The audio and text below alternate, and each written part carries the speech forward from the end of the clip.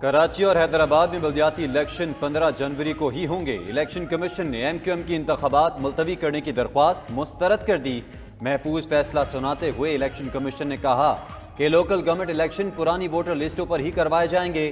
Chief secretary اور آئی جی سندھ کو انتخابات کروانے کے لیے اقدامات کی ہدایت۔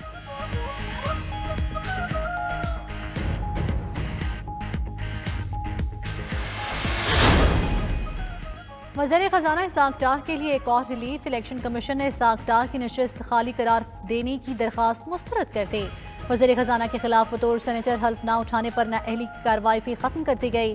الیکشن کمیشن کے مطابق 2 ماہ حلف نہ اٹھانے پر نااہلی کے آرڈیننس کا اطلاق اسحاق ڈار پر لاگو نہیں ہوتا۔ اسحاق ڈار پاکستان آنے کے بعد بطور ممبر سینیٹ حلف اٹھا چکے ہیں۔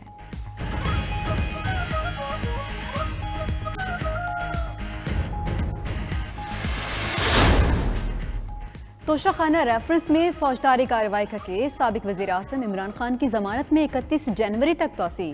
الیکشن کمیشن کے باہر احتجاج کے کیسز میں بھی عمران خان کی ضمانت میں توسیع ہو گئی۔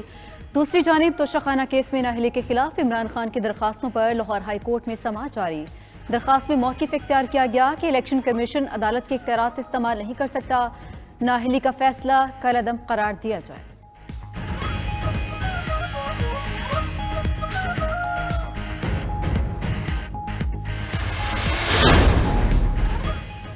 ملک میں گندم اور آٹے کی قیمتوں کا بحران بد سے بدتر۔ فی کلو قیمت 150 سے اوپر ہو گئی۔ سستے آٹے کی تلاش میں مرد و خواتین صبح سے ہی قطاروں میں لگنے لگے۔ کوئٹہ میں آٹا نہ ملنے کے باعث خواتین نے سڑک بند کر کے دھرنا دے دیا۔ کراچی میں سستے آٹے کا ٹرک نہ آیا مگر سینکڑوں شہری پہلے ہی لائن بنا کر کھڑے ہو گئے۔ فیصل آباد میں سستا آٹا سیل پوائنٹس اور آٹے کی ترسیل بڑھنے کے باوجود شہریوں کی قطاریں طویل ہو گئیں۔ ادھر عوام کے دسترخوان سے مرغی بھی غائب ہو چکی۔ لاہور میں برائلر گوشت کی فی کلو قیمت 572 روپے ہو گئی۔ وزیر اعلیٰ پنجاب پرویز الہی کا کہنا ہے کہ پنجاب میں آٹا وافر دستیاب ہے۔ فلور ملز کے لیے سرکاری گندم کا ڈیلی کوٹا 26,000 میٹرک ٹن کر دیا ہے۔ گندم اور آٹے کی اسمگلنگ روکنے کے لیے صوبے کے خارجی راستوں پر چیکنگ مزید سخت کر دی۔ اسمگلنگ میں ملوث عناصر کے خلاف بلا امتیاز کارروائی کی جائے گی۔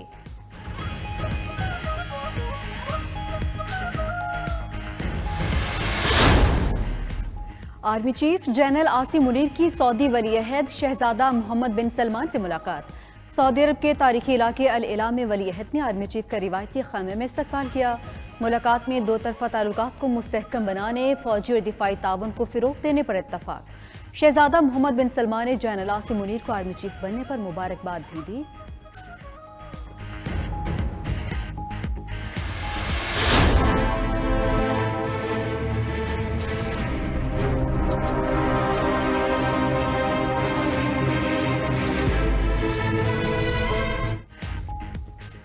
سیلاب زدہ علاقوں کی بحالی کے لیے جنیوا میں عالمی کانفرنس آج شروع ہوگی۔ وزیر اعظم شہباز شریف اور اقوام متحدہ کے سیکرٹری جنرل مشترکہ میزبانی کریں گے۔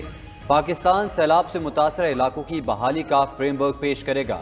تعمیر نو اور بحالی کے لیے 16 ارب ڈالرز امداد کی اپیل کی جائے گی۔ وزیر اعظم شہباز شریف وفد سمیت جنیوا پہنچ گئے۔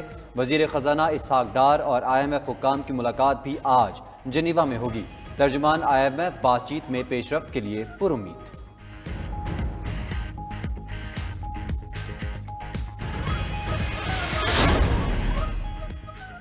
اسپیکر سبطین خان کی زیر صدارت پنجاب اسمبلی کا اجلاس آج ہوگا۔ وزیر اعلیٰ کا اعتماد کا ووٹ ایجنڈے میں شامل نہیں۔ نون لیگ پنجاب اسمبلی میں طاقت کا مظاہرہ کرے گی۔ تیاریاں مکمل۔ اسمبلی سیشن سے قبل نون لیگ کی پارلیمانی پارٹی کا اجلاس ہوگا۔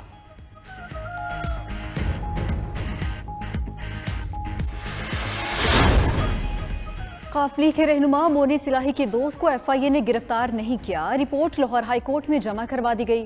مزید کہا گیا کہ احمد فاران 6 جنوری کو طلبی پر FIA میں پیش ہوئے، ان کو آج عدالت میں پیش کرنے کا حکم دے رکھا ہے۔ Chief justice Lahore high court آج احمد فاران کی بازیابی کی درخواست کی سماعت کریں گے۔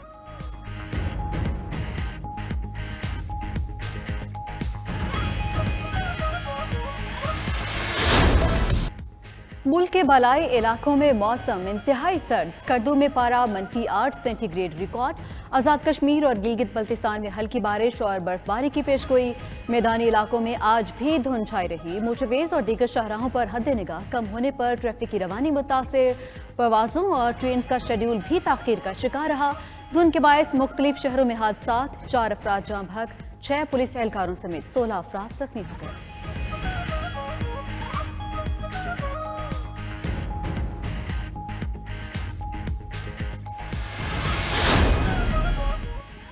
اسلام آباد اور پنجاب میں موسم سرما کی چھٹیاں ختم. تعلیمی ادارے 2 ہفتوں بعد کھل گئے. شدید سردی اور دھند کے باعث بچے گرم ملبوسات پہنے اسکول پہنچے. حاضری معمول سے کم ہی رہی. اسکول کھلنے پر جہاں بیشتر بچے خوش دکھائی دیے، وہیں چند چہرے مایوس بھی نظر آئے.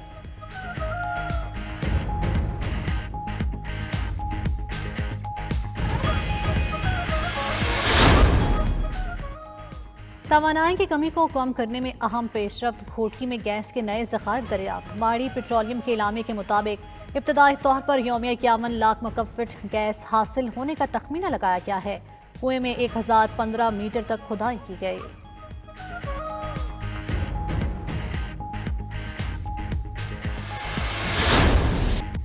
کرکٹ شائقین کا انتظار ختم. ٹیسٹ کے بعد ون ڈے کا امتحان. پاکستان اور نیوزی لینڈ کے درمیان پہلا ون ڈے ہوگا. نیشنل اسٹیڈیم کراچی میں کھیل 2.5 گھنٹے بعد شروع ہوگا. تماشائی اسٹیڈیم کے باہر پہنچنے لگے. ذرائع کے مطابق پاکستانی ٹیم میں نوجوان کھلاڑیوں کو موقع ملنے کا امکان.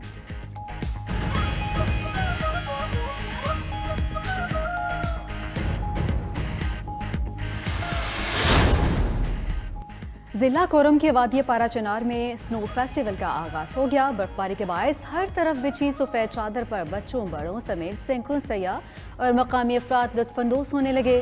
سیاحت کے فروغ کے لیے پرفضا مقامات تک جانے والی سڑکیں بحال کر دی گئیں.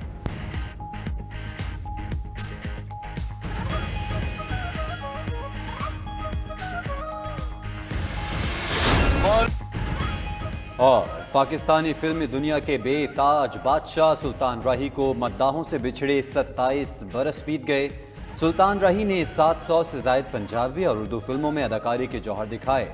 اپنی جاندار اداکاری، لاجواب کرداروں اور منفرد ڈائیلاگز کی بدولت سلطان راہی مداحوں کے دلوں میں آج بھی زندہ.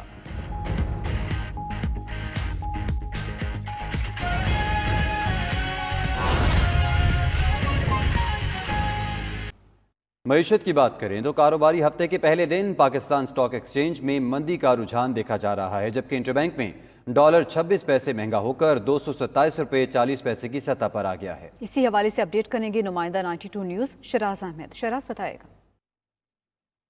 جی بالکل، کاروباری ہفتے کے پہلے روز پاکستان سٹاک مارکیٹ میں منفی رجحان دیکھا جا رہا ہے اور ٹریڈنگ کے آغاز کے ساتھ ہی پاکستان سٹاک مارکیٹ میں 110 پوائنٹس کی گراوٹ ریکارڈ کی گئی، جس کے بعد انڈیکس 41,000 کی سطح گنوا بیٹھا ہے اور اس وقت انڈیکس 40,896 پوائنٹس کی سطح پر ٹریڈ ہوتا ہوا ہمیں دکھائی دے رہا ہے. اس حوالے سے سٹاک بروکر سے جب ہماری بات ہوئی تو ان کا موقف ہے کہ ایک طرف سیاسی رسہ کشی تو دوسری جانب اکنامک انڈیکیٹرز بہتر نہ ہونے کی وجہ سے سرمایہ کار محتاط رویہ اختیار کیے ہوئے ہیں اور شیئرز کی خرید و فروخت میں دلچسپی نہیں لے رہے، جبکہ فورن انویسٹرز کی جانب سے بھی شیئرز کی فروخت کا سلسلہ ریکارڈ کیا جا رہا ہے اور اسی وجہ سے آج پاکستان سٹاک مارکیٹ میں منفی رجحان دیکھا جا رہا ہے. دوسری جانب روپے کی بے قدری کا سلسلہ تاحال رک نہیں سکا ہے. آج بھی انٹر بینک مارکیٹ میں ٹریڈنگ کے آغاز کے ساتھ ہی ڈالر کی قدر میں 26 پیسے کا اضافہ ہوا ہے اور 227 روپے 40 پیسے کی سطح پر ٹریڈ ہوتا ہوا ہمیں دکھائی دے رہا ہے. اسی طرح اوپن مارکیٹ میں ڈالر کی قدر 236 روپے 50 پیسے مختص ہے، لیکن اس ریٹ پر ڈالر اویلیبل نہیں ہے. سرمایہ کاروں کو ڈالر کے حصول میں شدید پریشانیوں کا سامنا کرنا پڑ رہا ہے. اسٹیٹ بینک اور کمرشل بینک ڈالرز فراہم کرنے میں مسلسل ناکام دکھائی دے رہے ہیں، جس کی وجہ سے اوپن مارکیٹ میں ڈالر کے جو ریٹ ہیں وہ بے تحاشا بڑھ چکے ہیں. 250 سے 260 روپے ڈالر کا ریٹ اس وقت ٹریڈ کر رہا ہے اور اس حوالے سے سرمایہ کاروں کی جانب سے، خاص کر کے امپورٹرز کی جانب سے یہ شکایات ظاہر کی جا رہی ہیں کہ بینک مقررہ کردہ ریٹ پر انہیں ڈالر فراہم نہیں کر رہے، جس کی وجہ سے جو